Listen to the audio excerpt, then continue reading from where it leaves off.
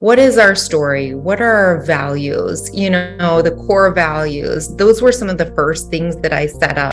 I acquired the company from its original founder, who's still with us, and it's a pleasure to work with him each and every day. We want to make sure, especially in 2022, going into 2023, that people experience joy in their work.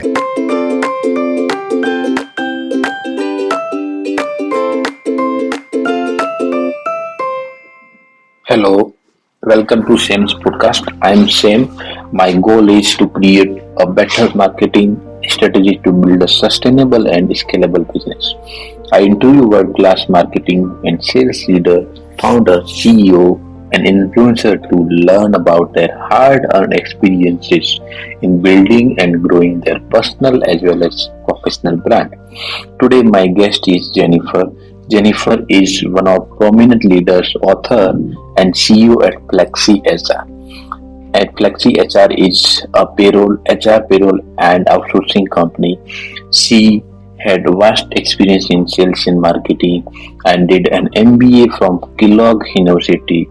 She is the co-author of a famous book called CEO from Home, Run a Successful Business on Your Terms. She was recently featured on San Francisco TV in layoff discussion.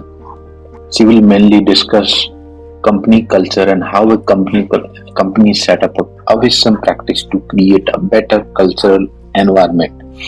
She is going to discuss focus on understanding the company's story and value. Culture always starts with setting up a basic necessity like a training, double check rules, compliance, and everything. Having a super employee handbook is necessary. What are the things you need to look for when joining a company? Discussing the current layoff scenario and how market will respond. How is the government helping or taking on people impacted by the layoff? Welcome to the show, Jennifer. And let's start with introduction about you and your company and what you're doing. Thank you. My name is Jennifer Morehead. I'm the CEO of FlexHR. We are an HR and payroll outsourcing company. We also do HR, strategic consulting, and some recruiting. I have a sales and marketing background. I attended Northwestern University. I went to Kellogg for my MBA, and my background was in B2B sales. I started a company called Sales Boxer that I ran for 10 years and sold in 2020, and then acquired FlexHR from its original founder in 2020 and have been running it since. Okay. I consider myself definitely a culture creator and a builder of teams. And that is a huge part of the success of a company. So I get really excited about that part of running a business. Wow, that's really great. Our audience will definitely, love to hear about how to set up the good culture, because that's one of the biggest problem that most of companies are facing, right? All right. So let's start with since you already have one company and you sold that company to some other different people, and then you acquired this FlexHR. So is that right now you're just focusing on FlexHR, or you also having something different on, or maybe consulting with other as a full time? My full-time work is running FlexHR. Okay, and how big this company is? How many people are working in this? We have 25 employees, and we have 25 consultants who work as independent contractors. They have their own HR consulting businesses, but then do consulting with our clients as well. Wow, that's great. All right, fine. So let's start with the culture, right? I have seen while I also built the company, right? So I know how difficult it was to, set up the culture and then hire the right people who can be a good fit for our company, right?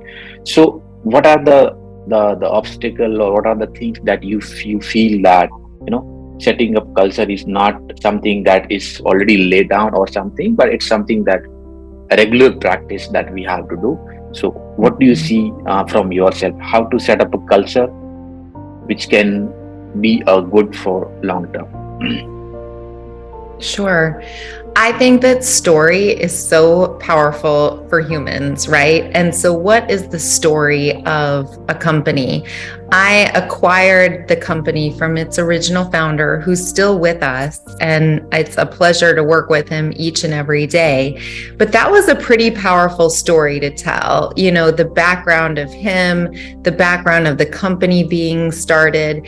And when I acquired the company, we were in the midst of COVID, and that was a particularly hard hit for HR and payroll work, just the work of COVID and the work of processing those leaves and figuring everything out and being there for companies. And it was a pretty beleaguered crew at the time that I acquired the company. And so it was nice to be able to rely on the story of the company.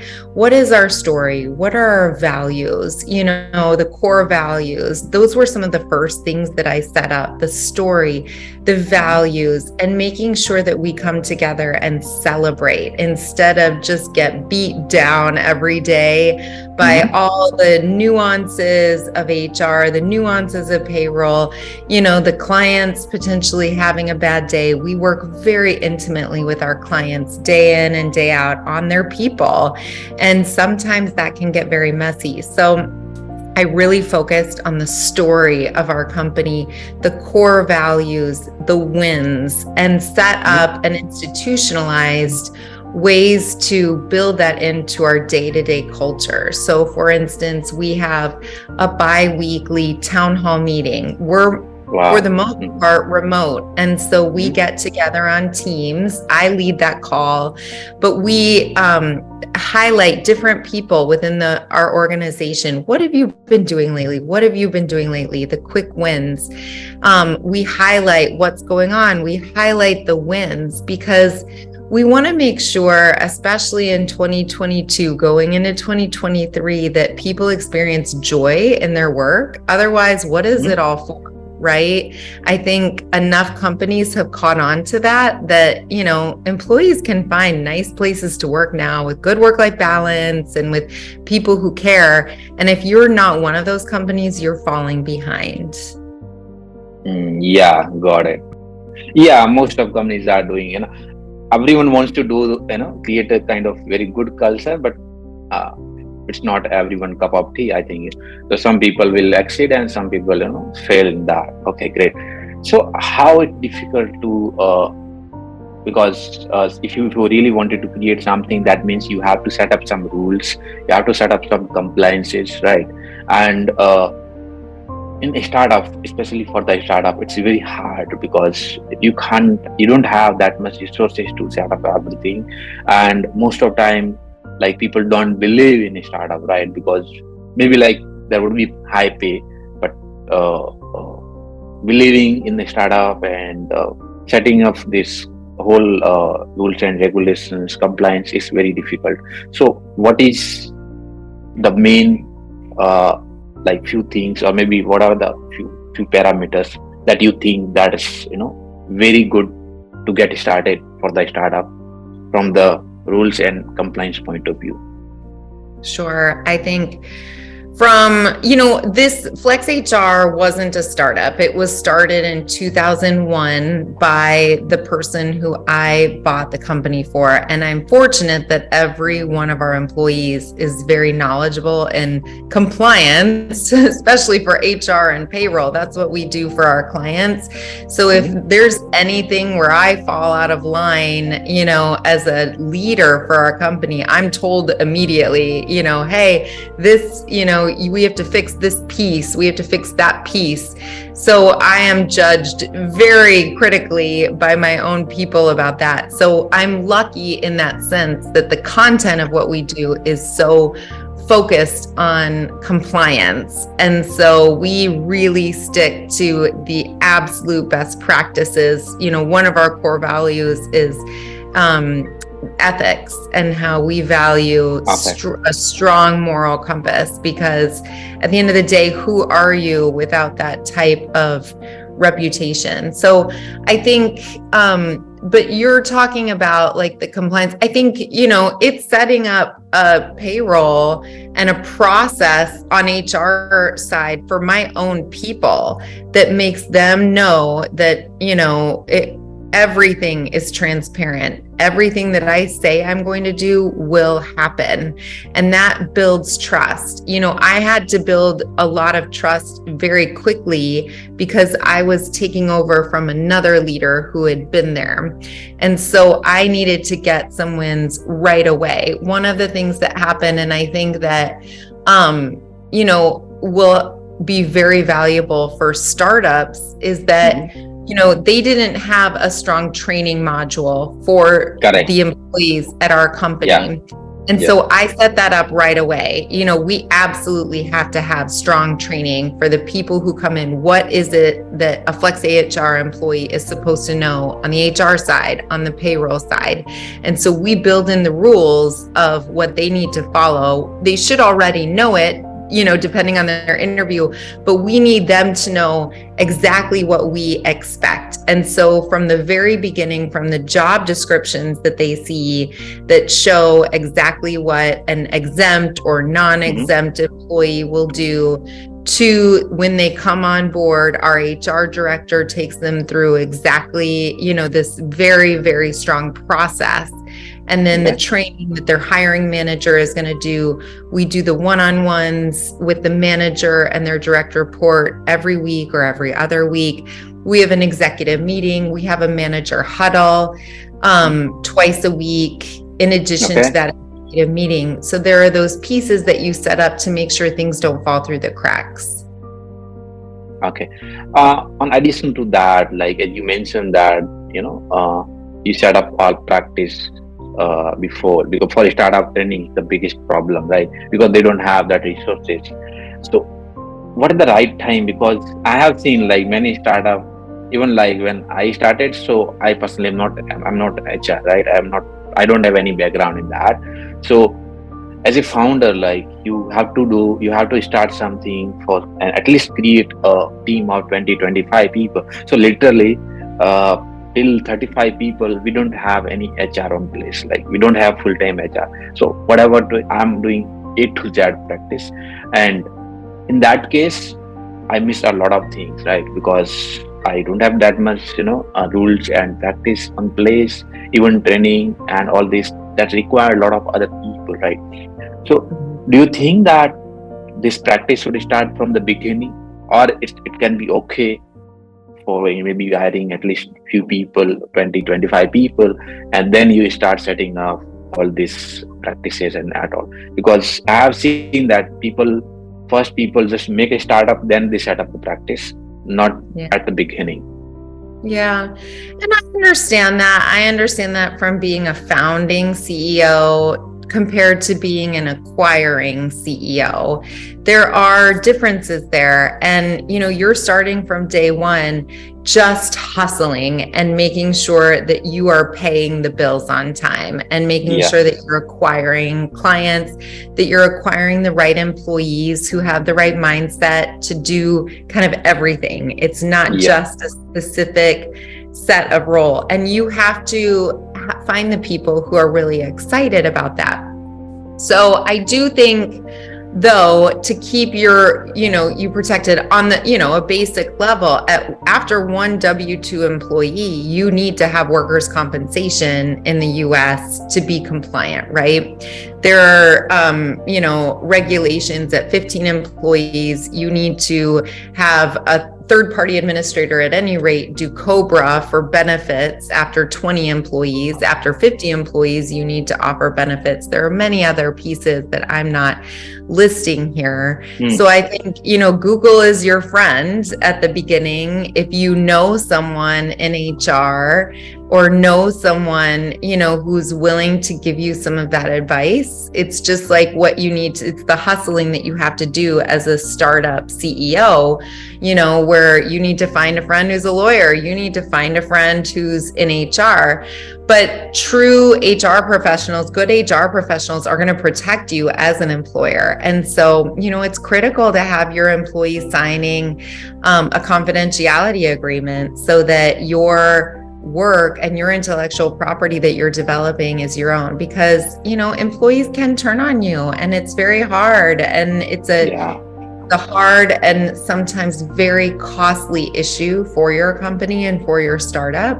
And so you need to treat them fairly. You need to make sure that things are documented, and that you are complying with your knowledge of it. And when you're able to afford it, it's good to at least start with as needed hourly support before you maybe do an outsourced HR solution, and then potentially get and hire a full-time HR person.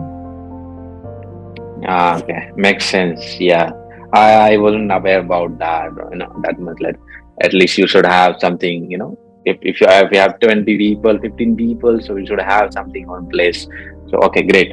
And it's also, the employee handbook is so critical. That's kind of the Bible, if you will, of, the agreement, the contract that you have between employee and employer to say, this is how we're going to work. Let's have no surprises. Let's have an acknowledgement form signed. And so, it's laying out every part of what this work will be and what we could, surprises that we might expect, and how we're going to address those surprises so that no one's surprised. But, and I know that it feels like in the beginning, a potential, cash situation, but you can hire a consultant to do that work and draw up an employee handbook, and you can get into serious trouble, if you are in a state that allows you to not have to pay PTO when someone leaves. That's one thing you have to kind of check off, but you also have to specify it in your handbook and have that signed. Otherwise, someone could leave in February, and a benefit that you were going to pay them that was just going to be time turns into money that comes away from your cash flow. So you do want to think ahead about, am I doing this right? And have someone, either a friend, double check things on Google if you can, double check things, ideally with a professional that you're at least paying, just as needed hourly help to start. Okay. Now that's okay. Like, that's compliance. It's done now. How to set up practice. That's done. Now the next thing we see. How do you see this current scenario where people are laying off from the one side, and the other side, definitely the other, especially in the HR or the agencies, or maybe the companies, consultant. So do you see that the requirements will be less in coming years, where you have less people to hire, or it will be same as it was in like 2020-21, where it was very big time, like after I think COVID, there was surge in the hiring and people wanted to hire a lot of people. So what do you see like this trend? Yeah, it really varies according to where you are in the US and what industry you're in. I was just on I was featured on a TV station in San Francisco about the tech layoffs, right? And It's a bloodbath there, right? And, we were talking about solutions for those tech workers to, get, add education, take a job that gives them additional skill set, where there are jobs to be found, move to a different location, because FlexHR is co-located in Chicago and Atlanta. We're not seeing anything like that bloodbath at all. And in fact, especially in the Southeast, we are still clamoring to find people. It's very hard to find enough employees for the jobs that are out there. It's simply not available. So, I think we're seeing that certain companies, I think, really did a lot of hiring irresponsibly, where they were paying astronomical salaries, the benefits were astronomical, and it was irresponsible. It was kind of lazy hiring. And then that has meant that we have, really unfortunate layoffs here. And so for an employee too, when you're looking at a company, think about what the longevity of that role is going to be. And, if it's too good to be true, it usually is, right? Because, there are definitely easier options for US born workers, but for foreign nationals that are, trying to look for work and they only have 60 days, that is a big situation for them, and that's really hard. And for that, I would recommend, because for the others who aren't needing the visa support, they can do consulting on the side and, freelance work. And but for the visa situation, it's scrambling to find another job. It's scrambling to find an education route that will keep them, living where they're living. I think there are still a lot of people out there looking for a tech co-founder. And if they're willing to go the entrepreneurial route, that's an option, just to keep them safe in their home. Okay. Yeah, I have seen a tweet from Joy Bidan. It's talking about training, they started some kind of training to people, almost all people, whether it is skill, unskilled, whatever. So they will get job anyhow. It's not something they will just stay away. So that's really great initiative by even government of the US government. Great. And what are your key things that keep up to date with as an employee, because for employee it's really hard to keep and update with the laws, anti-discrimination law, or maybe some different kind of laws, right? So what are the best way that people can get to know from the company? Is that only employee handbook that is included in the everything, or there will some different? Because many times Google is there, I know, but deciding what is the right is really difficult for a lot of people. I'm trying to, okay, so say that again. Is that from the employee's standpoint? Employee standpoint, yeah. And in judging one company versus another, or any company. It's not any company, maybe XYZ, any companies. To know if they are being treated correctly. Yeah.